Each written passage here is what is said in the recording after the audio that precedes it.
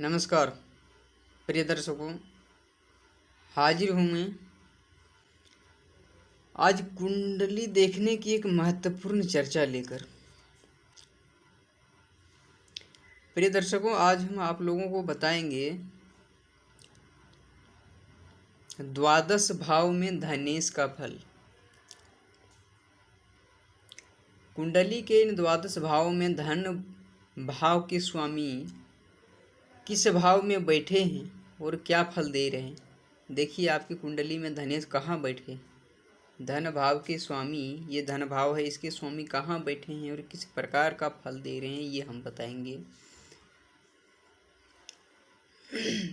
प्रिय दर्शकों, आज पहले मैं बता दूं कि अगर कोई पापा ग्रह की दृष्टि पड़ रही हो तो उसमें क्या प्रभाव आएगा, अंतर आएगा, वो हम नहीं बता रहे हैं।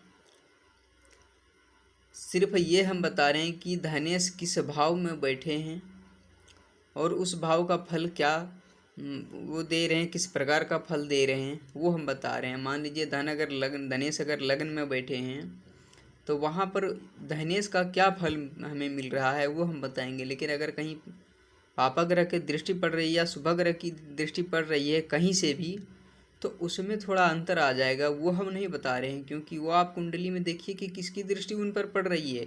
या तो धन भाव में दृष्टि पड़ रही हो तो भी उसमें अंतर आ जाएगा, और धनेश पर पड़ रही तो भी अंतर आ जाएगा। तो उसमें थोड़ी अंतर आ जाएगी। वो आपको स्थिति देखनी है कि कौन सी ग्रह की दृष्टि पड़ रही है धनेश के ऊपर। अब आइए समझते हैं कि धनेश किस भाव में बैठे हैं और क्या फल दे रहे हैं। तो क्रम के अनुसार चलते हैं। जब धनेश लग्न में बैठे हो तो आदमी बुद्धिमान होता है, चतुर होता है, कृपण भी बना देते हैं उसे। वो धन को जहाँ तक वो बचाने की चेष्टा में रहता है, अचल संपत्ति भी उसे प्राप्त होती है, लेकिन वो हमेशा वो बचाने का चक्कर में रहता है, केयर करता है। वो बहुत मुश्किल से खर्च करता है, एक प्रकार का कंजूस भी कह सकते हो, कंजूस सही भी आ जाती है उसमें। और हमेशा धन को मतलब बचाए रखने की चेष्टा करता है, चतुर बहुत होता है, बुद्धिमान भी होता है। वही धन भाव के स्वामी अगर धन भाव में ही बैठे हो तो उस जातक को अचल संपत्ति अच्छी प्राप्त होती है। वाणी उसकी ऐसी होती है, किसी को भी धन के मामले में मोहित करके उससे धन ले सकता है, अपनी ओर खींच सकता है। यहाँ से माफ़ करना, मैं लग्न के बारे में नहीं बताया। लग्नेश में अगर धनेश बैठे हो तो चाहे कोई भी ग्रह हो, सबकी तो अलग अलग दृष्टियाँ हैं, लेकिन सब ग्रह की सातवीं दृष्टि होती है। तो वो अगर सप्तम भाव को देखेंगे तो उसे व्यापार से भी अच्छी धन लाभ होगा। बाकी अपने व्यक्तित्व के ऊपर तो अच्छा संचित करेगा ही, कमाएगा ही। तो मैं बात कर रहा था द्वितीय भाव की। द्वितीय भाव में अगर धनेश बैठे हो तो यहाँ से सप्तम भाव, सातवें घर को, ये अष्टम भाव को देखेंगे तो यहाँ से वो ठग विद्या से, आध्यात्म क्षेत्र से भी वो कमा सकता है। किसी को ठग के भी कमा सकता है। ये कुटुंब का घर है, कुटुंब से भी उसे कुछ लाभ मिल सकता है, या फिर वहाँ से भी ठग के कमा सकता है। मतलब किसी प्रकार से वो, किसी भी प्रकार से कोई भी कोशिश करके धन संचय जरूर करेगा, धन को जरूर अपनी ओर खींचने की चेष्टा करेगा। चाहे वो ठग से करे, अपनी वाणी से करे, या कुटुंब से करे, प्लस में अचल संपत्ति मिलना ही है। तृतीय भाव, अगर तृतीय भाव में धनेश बैठे हो तो तृतीय भाव पराक्रम का क्षेत्र होता है। और इस भाव में सिर्फ वो इंसान धन के बारे में सोचता रहेगा, क्या करें कहाँ से कमाए, क्या करें कहाँ से कमाए। वो किसी क्षेत्र से कमा रहा है, उस क्षेत्र से धन आ रहा है, लेकिन उसके अलावा वो अलग अलग नई क्षेत्र सोचता रहेगा कि मैं और कौन सा काम करूं कि मुझे फायदा हो, और पराक्रम करता रहेगा। तो हर एक नई क्षेत्र सोचकर मतलब सोचता रहेगा, कोशिश करता रहेगा और धन कमाता रहेगा। और यहाँ बैठे ग्रह भाग्य भाव में दृष्टि डालेगा तो धन से अपना भाग्य बनाएगा, नई पराक्रम से धन कमाएगा और भाग्य बनाएगा। भाइयों से भी कुछ लाभ होगा उसको, छोटे भाइयों बहनों से। आइए चौथे भाव, चतुर्थ भाव में अगर धनेश बैठे हो तो यहाँ से ये तो सुख सुख का भाव होता ही है। इस भाव में जब धनेश बैठते हैं तो उसका जो धन होता है सो सिर्फ अच्छे कार्यों में ही खर्च होते हैं। जहाँ तक सिर्फ शुभ कार्य में अच्छे कार्य में उपयोग किया जाता है उसका धन, अन्यथा सिर्फ सुख के लिए अधिकतर किया जाता है। मातृ पक्ष से भी उसे धन प्राप्त होती है, कुछ जातक के माता की ओर से भी उसे लाभ मिल जाता है। पंचम भाव में अगर धनेश, एक और मैं माफ़ करना, चतुर्थ भाव के बारे में बता रहा हूँ। चतुर्थ भाव में अगर धनेश बैठे हो, यहाँ से उसे पैतृक संपत्ति भी मिलती है, क्योंकि यहाँ से पिता के घर को देखेंगे तो पिता से भी उसे धन की अच्छी लाभ मिलेगी। ये पंचम भाव। पंचम भाव में अगर धनेश बैठे हो, प्रिय दर्शकों, मैं जो इन भावों के बारे में बता रहा हूँ, जो हमारे दिमाग में आता जा रहा है वो तो मैं बता ही रहा हूँ। यहाँ से आप खुद जोड़ के समझ सकते हैं कि इस भाव में बैठे हैं। जैसे मैं 2 बातें बता रहा हूँ, 4 बातें बता रहा हूँ, उसके अलावा आप अगर और बातें निकाल सकते हैं। जैसे यहाँ से मैंने बताया कि मातृ पक्ष से पिता से भी कमा सकते हैं, शुभ कार्य में उपयोग किया जाएगा धन का। अब मान लीजिए यहाँ सूर्य बैठे हो और सूर्य की दृष्टि इस भाव में हो और धनेश यही हो, तो उसे सरकारी क्षेत्र से मिलेगा, सरकारी नौकरी हो सकता है, उससे उसे धन प्राप्त होगा। तो उन चीज़ों से आप और भी इसका मान निकाल सकते हैं, और भी फायदा है। सिर्फ 2-3 बातें अंतिम नहीं है, यहाँ से और भी बातें निकलेगी। तो आप अपने कुंडली को देखिए, धनेश कहाँ बैठे हैं और किसकी दृष्टि पड़ रही है, किस भाव में बैठे हैं और किस राशि में बैठे हैं, वो देखिए, तो उनसे और भी मान निकलेगा और भी लाभ होगा। पंचम भाव में आइए। पंचम भाव में अगर धनेश बैठे हो तो यहाँ तो अपने ज्ञान के बदौलत धन तो प्राप्त करेगा ही करेगा। अपने पुत्र के बदौलत, जब वो पुत्र के सुख प्राप्त करने योग्य हो जाएगा, जब उस पुत्र से उसे सुख मिलने लगेगा, तो पुत्र से अच्छी धन उसे मिलेगी, अपने संतान से अच्छी धन मिलेगी। और यहाँ से जब वो 7वीं दृष्टि आय भाव में डालेगा तो निरंतर यहाँ से भी किसी न किसी प्रकार से धन कमाने का प्रयत्न करता ही रहेगा और कमाता ही रहेगा, निरंतर लाभ बना ही रहेगा। अपने ज्ञान से कोई न कोई दिमाग लगाता ही रहेगा ताकि धन बना रहे हमेशा। उसके अलावा पुत्र से उसे लाभ होगा ही।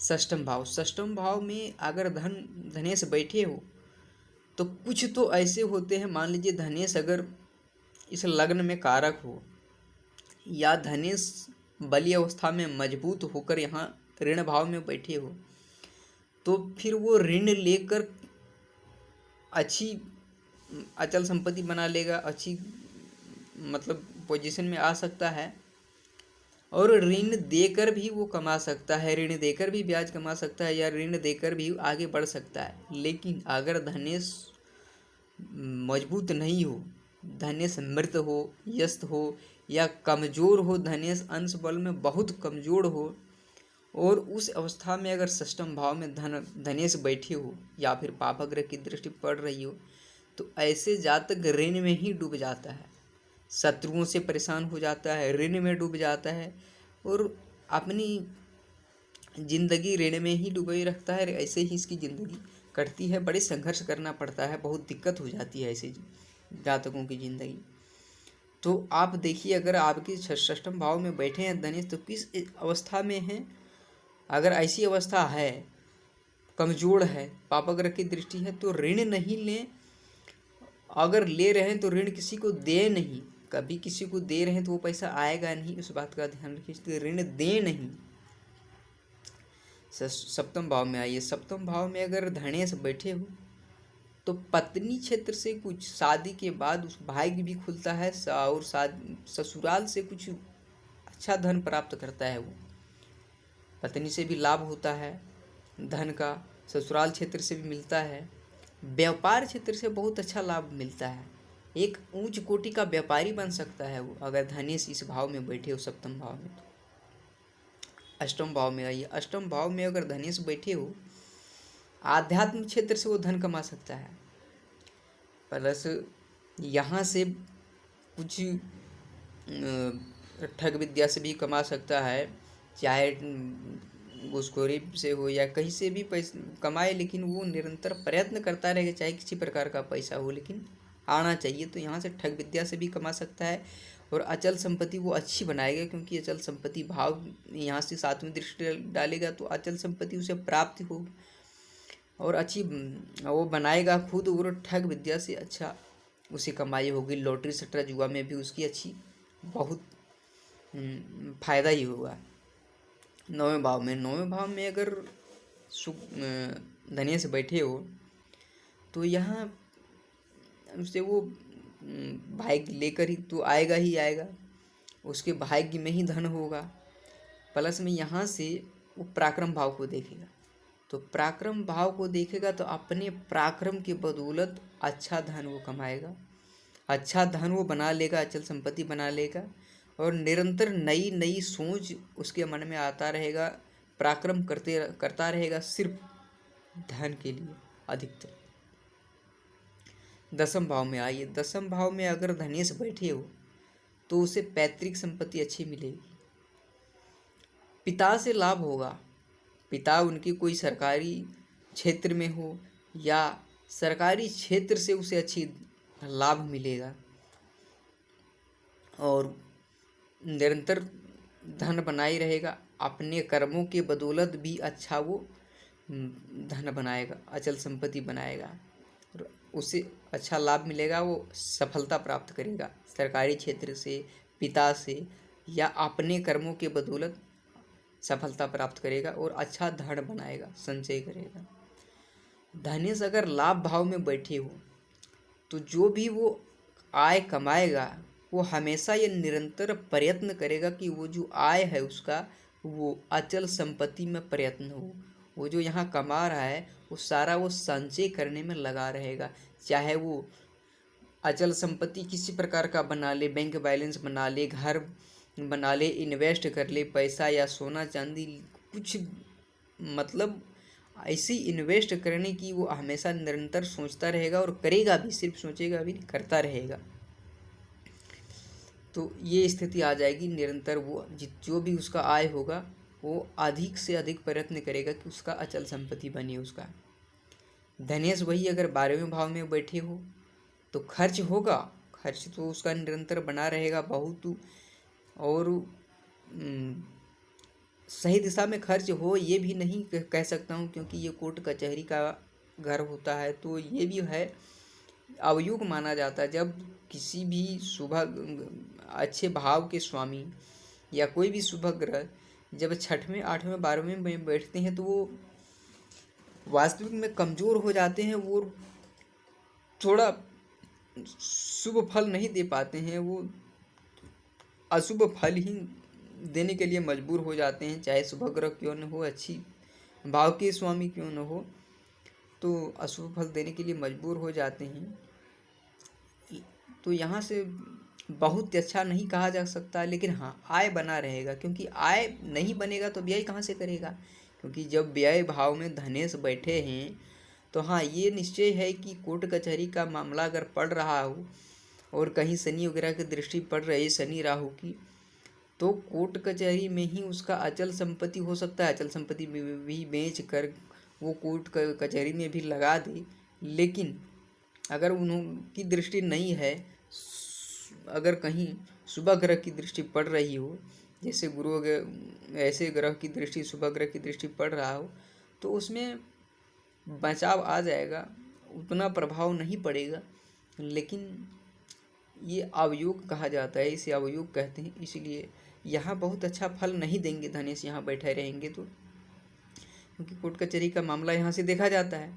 तो हाँ, तो यहाँ अगर बैठे हैं आपका धनेश तो थोड़ा हाथ को दबाए रखें और खर्च में थोड़ा टाइट रहें। तो ये था धनेश के इन द्वादश भावों में फल किस भाव में धनेश आपके बैठे हैं और क्या फल दे रहे हैं। आप अपना कुंडली खोलिए, देखिए और खुद समझिए। हम जो आपको 2 बातें बता रहे हैं उससे आप 4 बातें और निकाल सकते हैं, क्योंकि हम तो सिर्फ बता रहे हैं धनेश किस भाव में बैठे हैं। हम ये नहीं बता रहे हैं उस धनेश पर या उन धन भाव पर कौन सी पापक ग्रह की दृष्टि पड़ रही है और कौन सी शुभ ग्रह की दृष्टि पड़ रही है, और वह पापक धनेश जो हैं इस लग्न में कारक हैं या नहीं हैं। इन सब बातों को देखकर आप खुद 2-4 बातें और निकाल लेंगे और समझ लेंगे। हम जो समझा रहे हैं उससे बेहतर आप समझ लेंगे, और आप अपने जीवन में जो चल रहा है, जो घटित हो रहा है, उससे आप खुद कंपेयर करके समझ सकते हैं कि स्थिति क्या है और ग्रह जो है ये हमारे साथ किस तरह से व्यवहार कर रहे हैं, क्या निभा रहे हैं, किस तरह से बीत रहा है। तो प्रिय दर्शकों, ये था द्वादश भाव में धनेश का फल। आगे हम आपको बताएंगे, पिछले दिनों मैंने बताया था लग्नेश का द्वादश भाव में फल, और आगे हम और आपको बताएंगे तृतीयेश का, पराक्रम क्षेत्र के सुखेश का, ज्ञानेश का। इन सारे भावों का क्रम से हम आगे बताएंगे। अगर आपको वीडियो अच्छा लगे तो कृपया लाइक करें, सब्सक्राइब ज़रूर करें, क्योंकि जब भी हम वीडियो बनाएं तो आपके पास सबसे पहले पहुंच जाए। तो आज के लिए बस इतना ही। नमस्कार।